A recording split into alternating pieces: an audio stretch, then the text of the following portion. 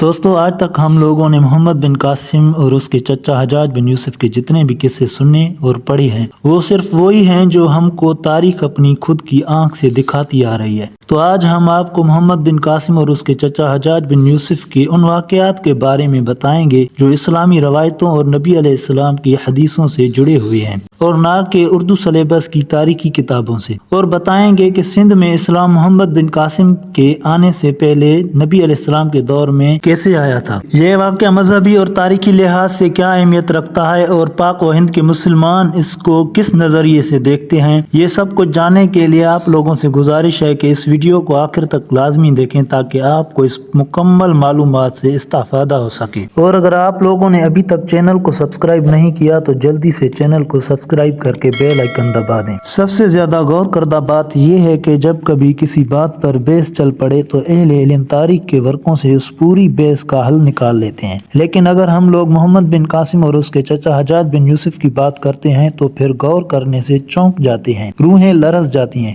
کیونکہ جس طرح ہمارے لوگوں نے حجاج بن یوسف کی حکومت اور اس کی کارگزاری کے قصے تاریخ میں قید کر رکھے ہیں، ان کے مقابلے میں یا پھر کہیں کہ ان ساری کہانیوں کے بازد کچھ نبی علیہ السلام کی احادیث مبارک پوری طرح بھاری پڑ جاتی ہیں۔ نبی علیہ السلام کی حدیث مبارکہ سے پہلے آپ کو وہ بات بتاتے چلیں جو تاریخی کتابوں اور اردو سلیبس میں بار بار بتائی جاتی ہے۔ تو دوستو کہا جاتا ہے کہ مسلمانوں کا ایک جہاز عراق کے لیے روانہ ہوا تھا جس میں یتیم بچے اور بیوہ عورتیں تھیں، اور وہ جہاز جب سندھ کے شہر دیبل کی بندرگاہ سے گزرا تو سندھ کے لوگوں نے جہاز کو لوٹ لیا اور پھر عورتوں اور بچوں کو بندی بنا دیا۔ تو حجاج بن یوسف نے 2 مرتبہ سندھ پر لشکر کشائی کی لیکن دونوں مرتبہ ناکام ہوا۔ تو حجاج بن یوسف نے سندھ پر حملہ کرنے کے لیے ایک بڑے لشکر کو محمد بن قاسم کی قیادت میں سندھ روانہ کیا، اور 10 رمضان المبارک جمعے کے دن راجہ ڈہر کے ساتھ جنگ ہوئی، اور راجہ ڈہر کے مختصر لشکر پر محمد بن قاسم کی ایک بڑی فوج بھاری پڑ گئی اور راجہ ڈہر کو ہمیشہ کے لیے شکست دے کر موت کی نیند سلا دیا۔ پھر یہاں محمد بن قاسم نے سندھ فتح کرنے کے بعد ہندوستان میں داخل ہونے کی تیاری شروع کر دی، لیکن نئے حاکم سلیمان بن عبد الملک نے خط بھیجا اور محمد بن قاسم کو عراق آنے کا حکم دیا، اور یہ بھی کہتے ہیں کہ سلیمان بن عبد الملک حجاج بن یوسف کے دشمن تھے۔ پھر انہوں نے بغض و انا میں آ کر محمد بن قاسم کو قید کرا دیا، اور وہیں قید میں محمد بن قاسم کو ہر طرح کی سزا دی جاتی ہے جس کے باعث محمد بن قاسم فوت ہو جاتا ہے۔ دوستو یہ پوری کی پوری کہانی اسلام سے جڑی ہوئی ہے اور اس کو پاک و ہند کے مسلمان پوری سچائی سے مانتے ہیں، لیکن اگر یہ اسلام سے جڑی ہوئی کہانی ہے تو یہ اسلامی روایتوں اور حدیثوں سے ثابت کریں یا پھر ان لوگوں سے معلوم کریں جن کے آباء و اجداد اس وقت محمد بن قاسم کے ظلم و جبر سے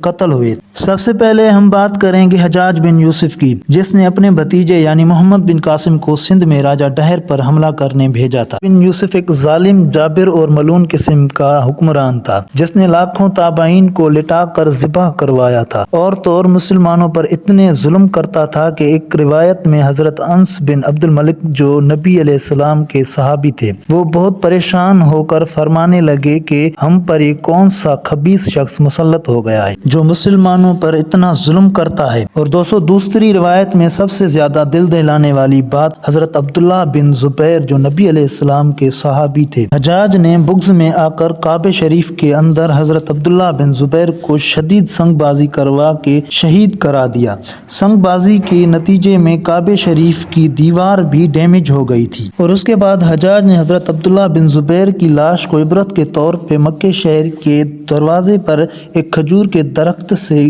کئی دنوں تک پھانسی پر لٹکا دیا تھا۔ دوستو حضرت عبداللہ بن زبیر کوئی عام صحابی نہیں تھے، حضرت زبیر کے بیٹے تھے، اور حضرت زبیر کا شمار 10 مبشرہ میں ہوتا ہے۔ حضرت عبداللہ بن زبیر جو کہ حضرت اسماء بنت ابو بکر کا بیٹا تھا۔ صحیح مسلم میں ایک حدیث روایت کی گئی ہے کہ جب حجاج نے حضرت عبداللہ بن زبیر کو قتل کیا تو حضرت اسماء بنت ابو بکر نے کہا، حضور علیہ السلام نے فرمایا تھا کہ ثقفی قبیلے میں ایک قذاب اور ایک ایک ظالم پیدا ہوگا۔ رہا قذاب تو ہم نے دیکھ لیا اور رہا ظالم تو میرے خیال میں وہ تو ہے حجاج۔ تو دوستو یہ ہے حجاج جو کہ صحابہ اور اہل بیت کو حکومت کی لالچ میں آ کر ظلم و جبر سے قتل کرتا تھا۔ کچھ اہل بیت اس ظلم سے تنگ آ کر بھاگ نکلے اور سندھ میں راجہ ڈہر کی پناہ میں رہنے لگے۔ تو دوستو اسی بغض نے حجاج بن یوسف کو محمد بن قاسم کی صورت میں سندھ پر حملہ کرنے پہ مجبور کیا، اور نہ ہی اسلام و کفر کی جنگ کی وجہ سے، کیونکہ اسلام تو حضور اقدس صلی اللہ علیہ وسلم کی حیاتی مبارک میں ہی سندھ میں پہنچ چکا تھا۔ اور یہ بات سب سے بڑے مسلک اہل تشیع اور اہل سنت کی کتابوں سے ثابت ہے کہ سندھ سے